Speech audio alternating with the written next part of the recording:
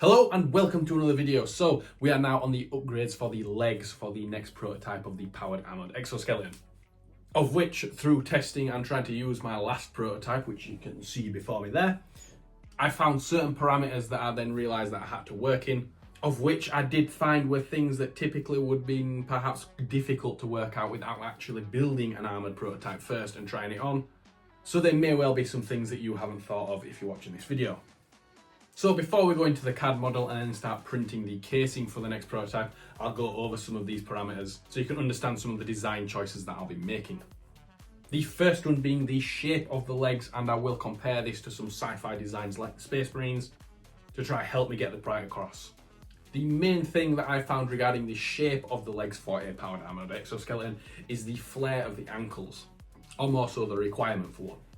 This is generally for two reasons. One being that just to get the range of motion required in the ankle for your foot to move up and down essentially, if you want the armour to provide full coverage down the ankle, you do need quite a big flare just to give that range of motion. You also do have issues with, say, the tendons and muscles on your shin. You basically can't have the exoskeleton or the armour go down tight onto your shin too far down because it'll just restrict the movement your muscles and foot can actually move up. From the tendon perspective, as well as the actual range of movement before it all clashes, i.e. the boot clashes with the shin. And the second reason is down to the exoskeleton. To have an ankle that moves in all the directions necessary to provide the movement that you need to move correctly as a human being should. Whichever way you slice it, the exoskeleton for the ankle is going to be quite wide and quite bulky and does need quite a lot of room to essentially rotate on itself. There are many ways to skin a cat on this. I've seen many different types of designs, but again, either way, they end up quite bulky, especially because they will need to be one of the strongest, most rigid parts of the suit, because essentially they're getting the entire weight of the suit and the operator on that ankle piece. If you think about it, the strength, the structural integrity of the exoskeleton can essentially be reduced from the ankle up, as there's basically less weight of the user and the exoskeleton, the armour and everything on each mechanism the further up the body you go. Especially when it comes to impact, because you can imagine if you jump off something, all of that weight gets transferred into the boot and then into the ankle. But actually when you start getting to the knees and the hips and everywhere else, there's a degree of shock absorption with the movement of someone basically landing. So that also dictates that the flare in the ankle needs to be quite large just to actually cover the exoskeleton itself. Another parameter regarding the shape is that the knee does need to be quite bulbous to basically just stick out, both to help line up with the thigh when you stood up straight, but also just to help clear that kneecap as you stand up straight or bend over. Even though you could perhaps measure your knee and think, oh well, it only needs to stand like 10-15 millimeters out, in reality it does need to stand quite a lot more like an inch and a half, maybe even more than that. All of that does create quite a complicated shape to actually craft. Not such an issue if you're just making it out of aramid fibres or carbon fibre, but then if you're trying to put ceramic tiling in it like me, it does start to complicate production quite a bit. Which, if I pull up these photos from the previous prototype, you'll see the complexity of the shape as I was trying to cast it. This is also why I'm casting all of the armour for the next prototype into the 3D printed casing and keeping that part of the casing as part of the actual design. Basically what I did in the last one, I had handmade moulds off of a foam mock-up that I made, which I then cast the armour into, and then had the idea that I was going to basically laminate a layer of carbon fibre over the top of it to protect the ceramic tiling. It turned into an absolute pain in the arse and made the entire thing look rough.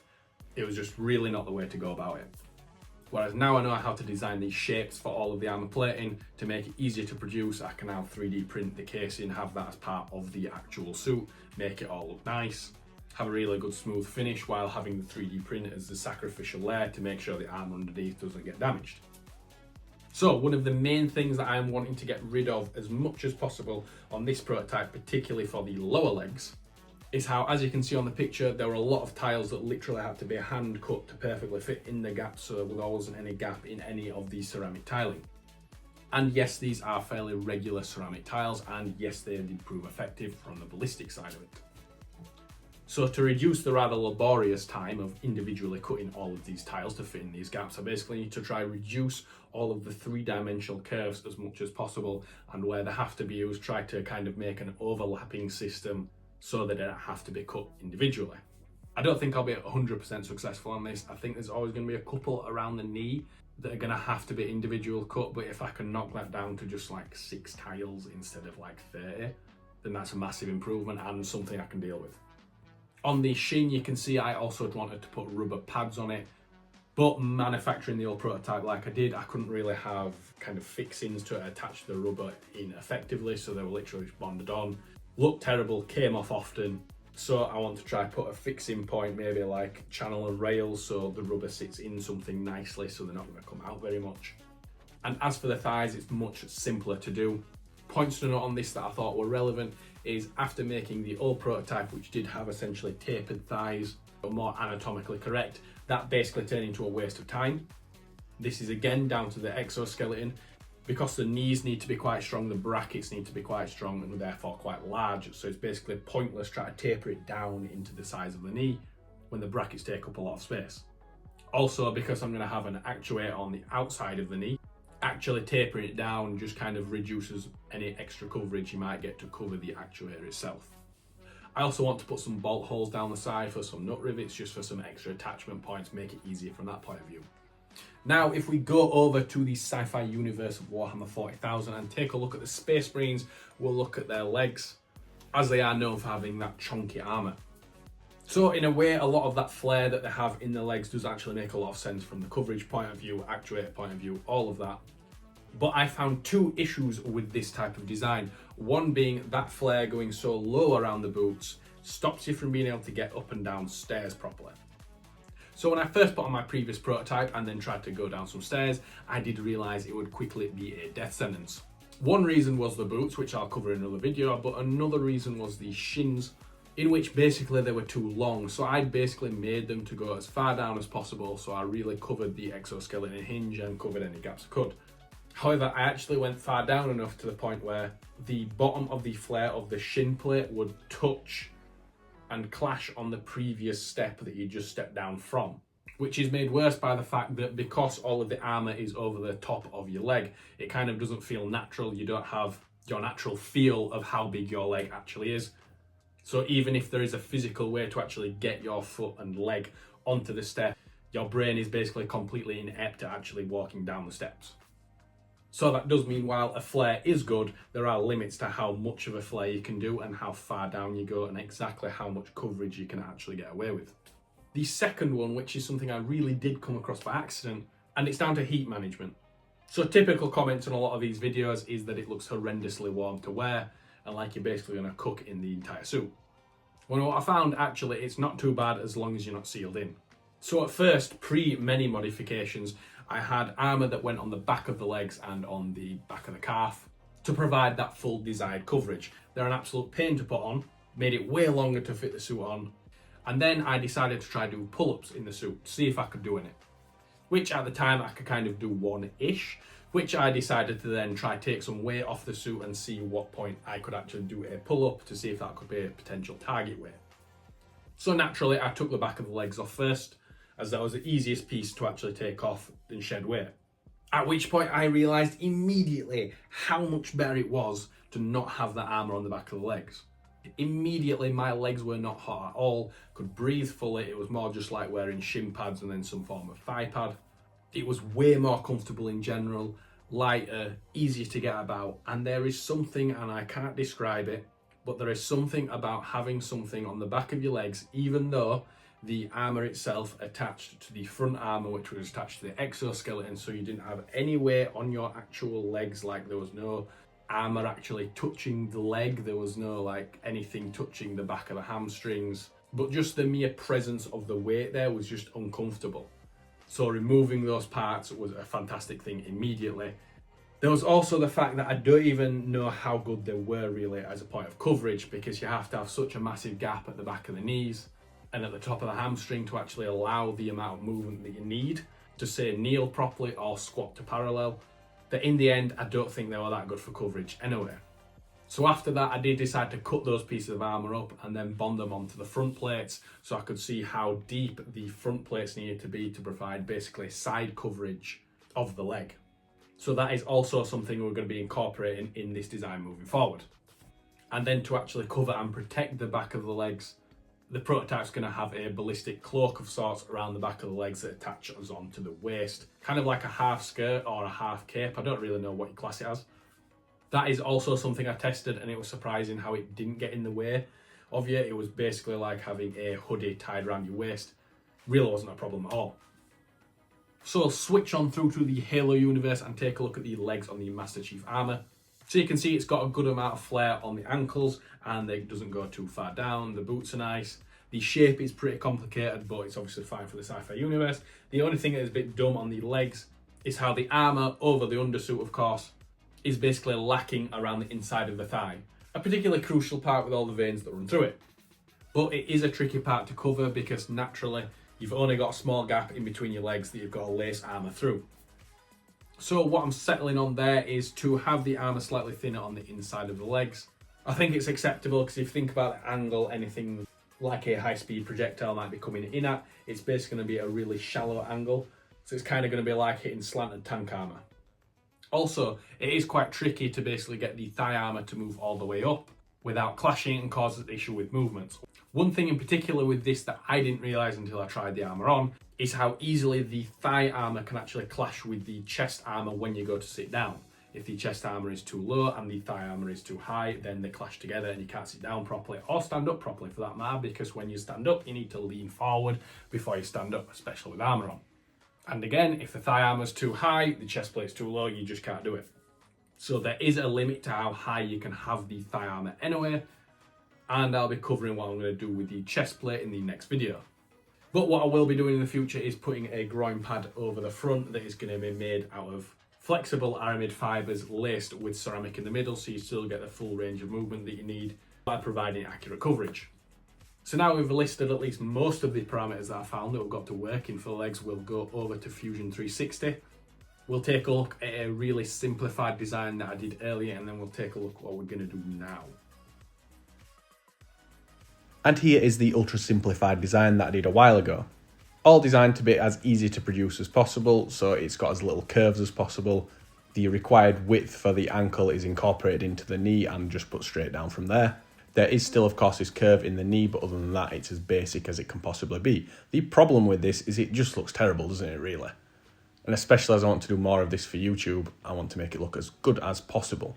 But we'll take this basic shape and design and more to the point, all of the measurements that were taken for this, and see what we can make. And like magic, here we have it. Starting off with the flare and the taper that I've managed to put in, I decided to try a little bit of a taper down to make it look interesting and possibly even save some weight. And then to get around the issues of having three-dimensional curves to allow for the flare out around the ankle, which as mentioned would create manufacturing issues with layering the ceramics. I've added this piece at the bottom, which is essentially a single curve that runs separately to the rest of the design, with the idea that if we go underneath here, the ceramic can be first layered into the flare, and then that can then have a little bit of an overlap from the shin part, thereby making sure there's no gaps in the armour, while also making sure that there don't have to be many pieces that are selectively and custom cut. And then if we move on to the front, you can see these black parts. These are the parts that will have the rubber pads sitting in these bronze ridges. That should keep them all nice and neat. There are also no three-dimensional curves in that, so they'll be easy to produce and will most likely stay on much better. And then rotating around, we can see the gap where the actuator will sit on the side of the knee. Now I've been able to properly narrow down the size of the actuator that I'll be making. I was able to make this quite neat, but I will be able to extend this plate armour out a little bit if I need to cover the actuator better. As for laying the ceramic in this part of the leg, it's similar to the flare. Well, basically the ceramic will first get layered into the knee, and then you'll be able to have a little bit of an overlap from the part that is then covering the actuator. This will all mean that there'll barely be a handful of tiles that may need cutting for the left side of the knee, and that'll be it. I will just note this ridge line here is just for ease of 3D printing. My 3D printer isn't tall enough to do the entire shin in one, so I'll be printing it in two, bolting it together, gluing it together, and then cutting out that ridge. Another thing to mention regarding the ceramics is I'm not too bothered if there's essentially a jagged line of ceramics towards the edge of the plate here, because there's not going to be anything going on the back of it. It's only going to be, say, 5-10 millimeters, so I don't think it's really a problem, and the amount of effort it takes to, again, individually cut tiles is really not worth it. The only exception to that might be the top of the knee and the bottom of the quad where those two plates meet, but to be honest, I'm not even sure about that yet. If we rotate on round to the quad, you can see I've pulled this up as far as I can while still having room for the actuator to sit in the gap at the top. We've also got the nice checkered lines down the top along with the shin with the bolt holes in it for the attachment points. Onto the top of the quad, you can see I've brought it as high as possible again, but also tapered it down nicely to make room for the groin and the inside of the leg. A point to note about the thickness of this, I've shelled it all at 20mm thick, but on the inside of the leg, I will just layer it up with thinner armour and then cut it down to whatever it needs to be when the time comes. And that is about it, so we'll split it all up and get it all 3D printed and see what it looks like. And here we have the outer shell ready and assembled. The lines came out all nice down the sides. You have got the bolt holes that came out pretty well. It will of course need cleaning up, but overall I'd actually say it came out pretty good. I have tried to lightly attach it to one of my knee braces. The knee braces for the full prototype of course will be made out of carbon fibre, not aluminium, as they were in the previous prototype. So you can see there how you will be able to squat the parallel relatively well without too much of an issue. And then if you come down to the side, you can see where it sits and how there's plenty of room for a bigger bracket and also for a prototype actuator to fit in there like so. And you'll note it doesn't really stick out too far, so that should work pretty well as well. Coming around the side, the one thing I made a slight blunder on, but I actually quite like it and hope it won't matter for laying the tiles in, is this line is actually deeper than I thought it would be.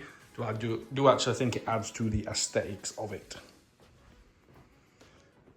And that about brings us to the end of the video. It turned out pretty well in the end. The prints worked out pretty well, even if they were quite long. Certainly an improvement on the previous design and the previous prototype. In the next video, I will be doing the chest plate, where I'll make improvements on that design and go over what I learned from that prototype as well and how I'm moving forward. I'm also going to be starting a fitness series on the type of fitness I think you should have if you're going to wear power armour, as I think it is slightly different to a regular level of fitness that you might have for other things, which will also help to tie in for me actually getting my levels of fitness back up as well. So if you want to see that or more of the project and some more of the other things that I'm going to be doing, please feel free to like and subscribe. I hope the video's been interesting. I tried to do this one a little bit longer to see if it does any better or worse, with me putting more time in the video to explain reasons why I'm doing certain things. So with that said, thanks for watching and I hope to see you in the next video.